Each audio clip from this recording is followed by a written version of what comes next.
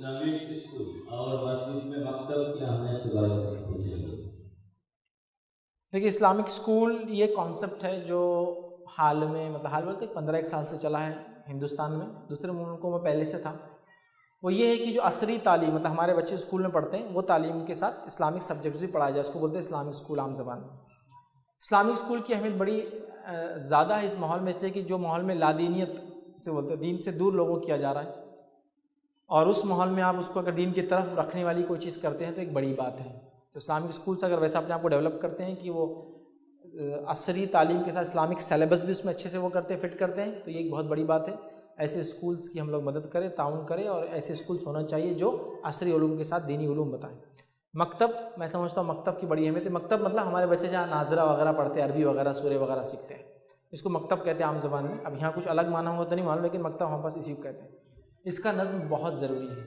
बल्कि अगर आपका बच्चा स्कूल अलग जाता है और दीनी इल्म अलग हासिल करता है मकतब में, तो मैं ये कहता हूँ स्कूल से ज़्यादा मजबूत नज़्म होना मकतब का। स्कूल से ज़्यादा का माना समझ, स्कूल से ज़्यादा। वो कैसे? स्कूल में बच्चे को ले जाके छोड़ते ना, तो मकतब में भी छोड़ना बाप ने ले जाकर। हम बस होता क्या, स्कूल में बाप ले जाकर छोड़ता, और मकतब में चले जाओ बेटा तुम, अब आज हम नहीं जाता, ठीक है मत जाओ। स्कूल में ऐसा बोलते हैं आप, डैडी मैं आज नहीं जा रहा स्कूल, चल कैसे नहीं जाता, फटके दे के भेज दूँगा। वहाँ तो आप ये करते। मकतब स्कूल से ज़्यादा मजबूत नज़्म बनाइए मकतब का। ठीक, स्कूल में क्या करते हैं आप, इंग्लिश बच्चे को सिखाने के लिए हाई फीसेस देते हैं। क्यों? बच्चा इंग्लिश सीखेगा यार, कल को आगे जाएगा, ये करेगा वो करेगा, यूरोप जाएंगे, अमेरिका, बहुत क्रेज है यहाँ लोगों को यूरोप जाने का खासतौर से। तो लैंग्वेजेस सीखेगा तो इंग्लिश बेस बनेंगी, फिर उससे ये करेगा, अच्छी बात है, अच्छी बात है, उसके लिए आप पैसा खर्च करते हैं। उसी तरह मकतब के लिए जो आखिरत का इल्म देने जो उस्ताद आ रहा है, उसके लिए हमारा मामला इतना ख़तरनाक है। स्कूल की फ़ीस स्टेट बोर्ड 250 रुपये मिनिमम, 250 से 500, 750, 1000 तक स्टेट बोर्ड। CBSE 2500 से लेकर 5000, ICSE 5 से लेकर 10,000, IGCSE 15,000, 15 से 30,000 के बीच में महाना फीस होती है। याद रखिए, अलग अलग सिलेबस की अलग अलग फीस है, ये हम पे करते हैं। और बिल्कुल नहीं सोचते हैं, दो हाथ खोल के दो, बच्चे की तालीम का मामला है। अभी बच्चे की मकतब का मामला है, अरबी का। अरबी के लिए जाते हैं मौलाना के पास, मौलाना साहब बच्चे को मकतब, तो ठीक है मैं आ जाऊँगा, कितने लेंगे? तो बोलते बेचारे 600 रुपये दे देना।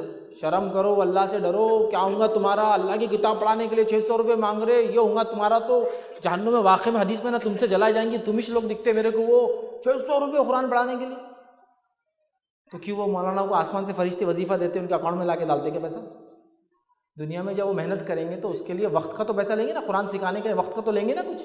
आप फ्री जाके काम करते हैं कोई दुनिया के अंदर? एक काम नहीं करते आप, फिर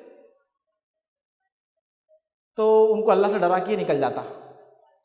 वो बेचारे परेशान हो जाते, कैसा आदमी था। अब क्या करता, ढूंढता जाके आपा, आपा समझते ना, वो औरतें जो पढ़ाती आपा बाजी क्या क्या बोलते हैं आपके जमीन, यहाँ नहीं मानो, वो आपा के पास जाता।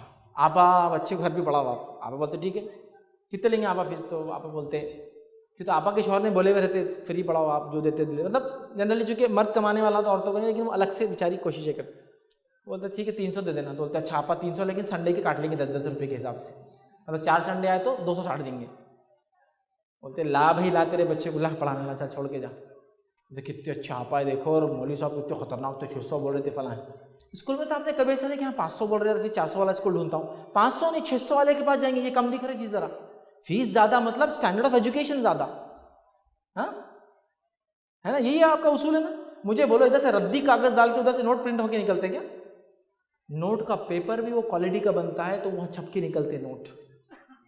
तो तुम अल्लाह की किताब की तालीम के लिए ये ऐसे बार्गेन करते हो, सौदा करते हो ऐसा? हाँ, कितनी शर्मनाक बात है, कितनी शर्मनाक बात है। और सिर्फ यहाँ तक रुकते नहीं, बदनामी भी करते फिरते। वो मौलाना ऐसा बोले, मौलाना शर्म करो यार थोड़ी सी। स्कूल के लिए तो तुमने कभी टीचर को नहीं बोले कि वो टीचर इंग्लिश सिखाने को 1000 रुपये मांगता, महीना इंग्लिश सीखने 1000 रुपये मांगता। मुँह नहीं खोलते हो, बोलते नहीं मैं कोशिश कर रहा, ज़्यादा काम कर रहा, ताकि मैं ज़्यादा कमाऊँगा तो 1000 दूंगा उसको। शर्म करो तुम, अल्लाह की किताब के लिए तुम्हारा सलूक। हमारा मिजाज बन गया है कि दीन के लिए सबसे नाक़िस चीज़ हम खर्च करते हैं। मालूम, मस्जिद, मैं मिसाल देता हूँ, मस्जिद है यहाँ का, मैं नहीं बोल रहा हूँ, फिर कह रहा हूँ आपका नहीं, लेकिन जो मैंने देखा है वो हालत ये है, मस्जिदों के छत गलते हैं, किसी की घर की छत नहीं गलती, लेकिन पानी टपकता मस्जिदों की छत में। RCC में भी टपकता, घर में नहीं टपकता। क्यों? कि तो मस्जिदों का लोहा जब लाते ना तो पानी पड़ा हुआ लोहा लाते, पुराना सस्ता मिलता ना। सीमेंट जो आता वो होता जो स्टेशन से पड़ा हुआ था, और काली बारिश आ गई, वो पानी पड़ के डल्ले बन जाते, बोलते ले लो मस्जिद का तो काम है। फर्शी सेकंड ग्रेड थर्ड ग्रेड की, थोड़े नोकी ओढ़ी हुई कॉर्नर की, ये फर्शी ये लोहा ये सीमेंट घर में लगाते घर में नहीं।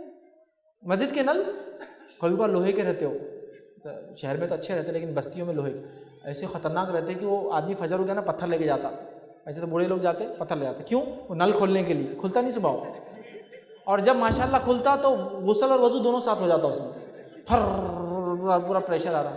और घर का नल माशाल्लाह 1/4 half ton cock with mesh जाली, फुसफुस एकदम पानी फेस वाला आता, क्या अच्छा पानी आता फेस वाला मस्जिदों का।